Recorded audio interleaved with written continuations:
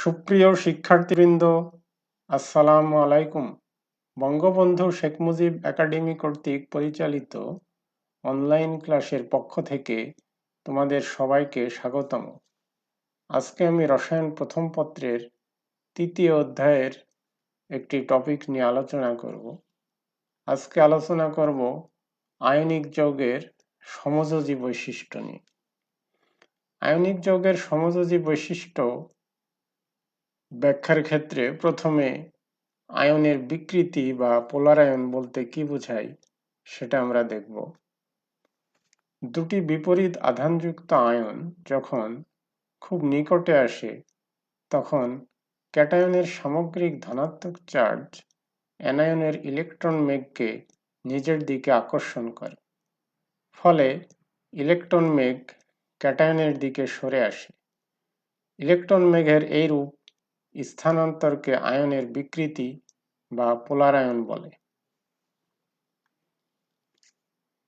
চিত্রে একটি ক্যাটায়ন ও একটি অ্যানায়ন পরস্পরের সাথে স্থির বৈদ্যুতিক আকর্ষণের মাধ্যমে আয়নিক যৌগ গঠন করেছে।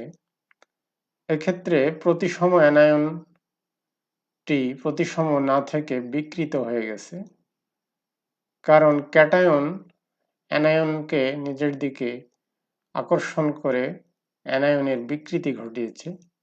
ফলে ইলেকট্রন মেঘ শুধু অ্যানায়নের কাছে না থেকে ক্যাটায়ন এবং অ্যানায়নের মাঝামাঝি অবস্থানে চলে এসেছে, অর্থাৎ সমযোজী যৌগের ন্যায় এখানে আচরণ করছে। অর্থাৎ আয়নিক যৌগটি কিছুটা সমযোজী যৌগের ধর্ম পেল, কারণ অ্যানায়নের ইলেকট্রনটি এখন অ্যানায়নের কাছে না থেকে ক্যাটায়ন এবং অ্যানায়নের মাঝামাঝি অবস্থানে অবস্থান করবে।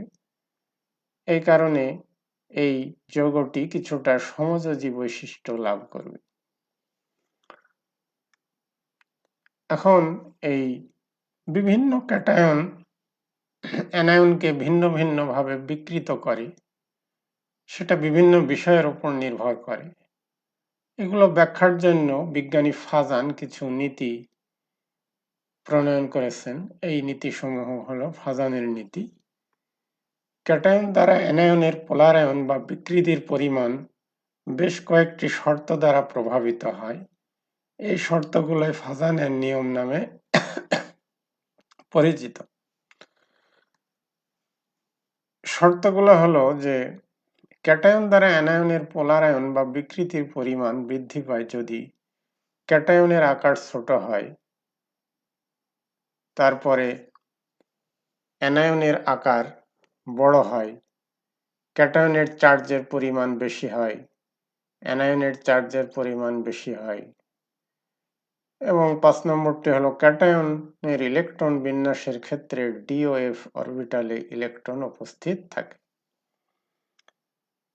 তাহলে আজকে আমরা ফাজানের নীতির 5টি পয়েন্ট দেখলাম। এই পয়েন্ট সমূহের মধ্যে আগামী ক্লাসে কয়েকটি পয়েন্ট আলোচনা করব। তাহলে আজকের ক্লাস এখানে শেষ করলাম। আগামী ক্লাসে আমরা ফাজানের নীতির প্রথম 3টি বিষয়ে আলোচনা করব। তোমাদের সবাইকে ধন্যবাদ জানিয়ে আজকের ক্লাস এখানেই শেষ করছি।